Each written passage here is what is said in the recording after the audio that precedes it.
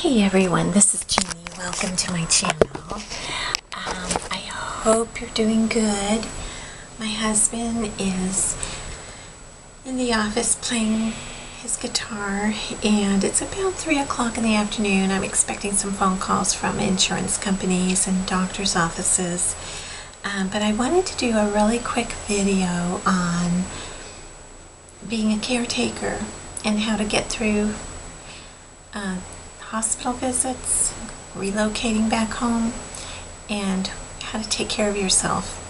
Not that I'm an expert on that, but I just, based on what I've been through 9 years ago with the bypass and just recently what happened, I thought maybe it could help somebody out there and what to do to kind of keep organized. I know there's never an opportune time to go to the hospital or to get your car, have your car in the shop. To me, you can't prepare enough for either one of those occasions. So this is just, if you don't want to watch it, that's okay, but these are just some few little hints that I did based on, from working in the hospital, what I thought I would need, and it really, some of these hints really helped get me through. But if you do have a kind of an extended stay in the hospital, or you have a husband or spouse in the hospital, one of the most important things that I brought with me was not only my purse with all the insurance cards, but a bag that held, I made a list, so I'm just going to refer to it. It was like my survival bag, and in it I had snacks for myself because I never wanted to leave and go down to the cafeteria to eat. So I would have like peanut butter crackers, those yellow ones in a package, and power bars. I would have those, and a bottle of water, a couple of bottles of water. And then I would make up every night instant coffee because they always have hot water there, and like a teaspoon of coffee and 2 teaspoons of sugar and some powdered cream, and I would put them in little Tupperwares, tiny ones, and then a spoon, and I would put all of that in a plastic bag, so I would always have coffee if I needed it. And I would put them all in a bag, and I have one of those little suitcases on wheels, and that saved me a ton of my strength. Putting everything, including my purse, looped over the handle of that roller suitcase, and I would just park my car, get out and roll and go fast because I just wanted to be with my husband. I didn't have to carry anything. So that roller bag helped amazingly. And then I would also include in that my laptop sometimes, because you can get online, but I didn't want to do any of that while I was there, but you can get on the website, the Wi-Fi there. I brought my agenda and pen, a notebook for all the notes, because every time a doctor would come in, you want to take notes because you can't remember everything they say, so I did that. I also had a sweater with me and my isotoner slippers because I'd wear heels, but you know, if you're there all day, you just want to be comfortable, so I brought my slippers with me. And then you should probably bring knitting or embroidery or something. I didn't. I just didn't want to bring any of that with me, but the other things I did. And my phone and charger. Those were the important things to bring every single day. And then when I came home and left him in the hospital, I would do only necessities at home. I would do the laundry, take the garbage out if it was time for that, do a shower, bubble bath, whatever, and take care of my pet, Scooter.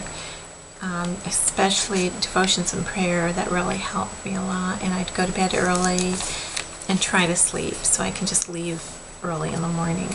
So those are the things that I did when I was gone to the hospital every single day. When I got home and he was discharged, it takes a few days to get settled back at home and getting back to normal.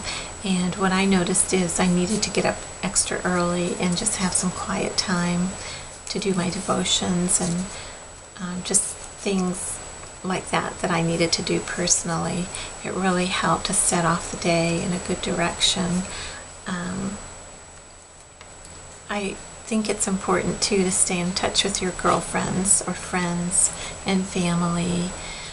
it's really important to do that and stay connected and don't cut them off at all, because you need them, and they were such a big support to me and still are.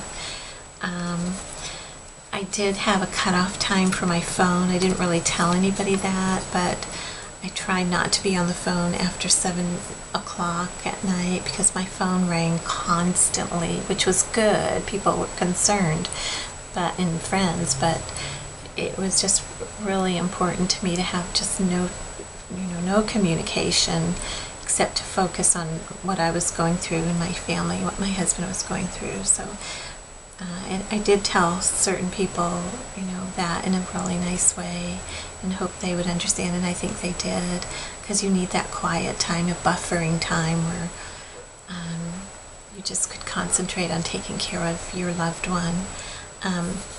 I also got folders, office supplies, because once the bills start coming in and all the different doctor bills, unless you know exactly where you are on your out-of-pocket and deductible and your copay, you should not have to pay anything until you get your EOB from the insurance company, your explanation of benefits, because you want to make sure that everybody's filed with the insurance company appropriately and you're not overpaying unless you know something is not covered. And you have to let that get paid by the insurance company first and then have that statement in that EOB saying this is not covered. I think the most important thing to do is, in my opinion, is not to pay anything to anybody. If they're feisty about it, you can say, well, I'll go ahead and put a good faith deposit down, $50 maybe, but and if you have overpaid your out-of-pocket, they'll have to return it to you, but it takes a period of 30 days, sometimes up to 60 days to get that back. Sometimes you won't get it back. So, people make mistakes, billing makes mistakes, so my recommendation is to wait until everything is filed by the insurance company, and you'll know it was when you start getting benefit explanations. And you'll get those probably after 30 to 40 days. So anyhow, that's my little speech on how to be a caretaker and how to take care of things once you get back home, and just different points that I thought were important in what I went through. So if you have any questions, just leave a comment below, and I hope everybody's doing well, having a nice Christmas, and I will talk to you later.